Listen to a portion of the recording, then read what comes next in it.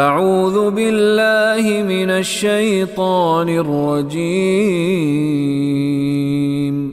بسم اللہ الرحمن الرحیم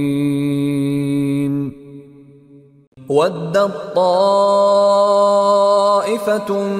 مِّنْ أَهْلِ الْكِتَابِ لَوْ يُضِلُّونَكُمْ وَمَا يُضِلُّونَ إِلَّا أَنفُسَهُمْ وَمَا يَشْعُرُونَ وَدَّت طَّائِفَةٌ مِّنْ أَهْلِ الْكِتَابِ لَوْ يُضِلُّونَكُمْ وَمَا يُضِلُّونَ لِأَنفُسَهُمْ وما یشعرون۔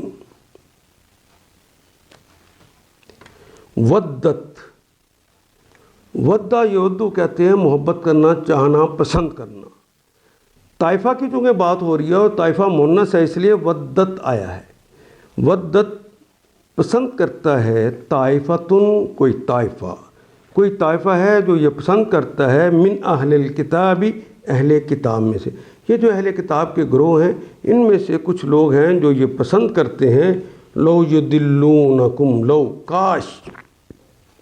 دلہ کہتے ہیں گمراہ کرنا، دلہ گمراہ ہوگا، یدلو وہ گمراہ ہوتا ہے یا ہوگا، یدلون وہ سب، یدلونکم وہ تم کو گمراہ کر دیں، وما یدلون جب وہ یہ کوشش کر رہے ہوتے اللہ کہتے ہیں واکمنی اور ما نہیں، یدلون وہ نہیں گمراہ کرتے، الا سوائے انفسہم اپنے آپ کو، وما یشعرون واو کا مطلب اور ما کا مطلب نہیں، واو کا مطلب اور ما کا مطلب نہیں، یہ فعل مضارع کی علامت، واو نون جمع کی علامت، شعور تو ہماری زبان کا کلمہ ہے، وما یشعرون اور وہ شعور نہیں رکھتے۔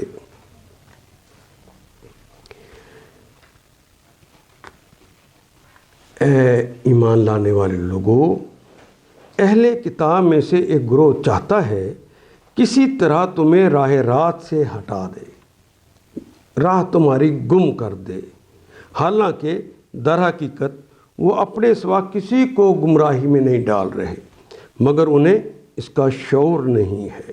ان آیات کو ایک دفعہ پھر تلاوت خود کیجیے، عربی و مبین پڑھتے ہوئے دیکھیے، کیا بات پوری اندر اتر رہی ہے؟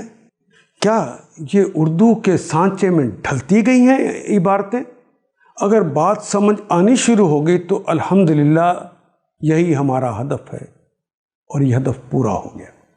اللہ میرا اور آپ کا حامی و ناصر۔ الف لام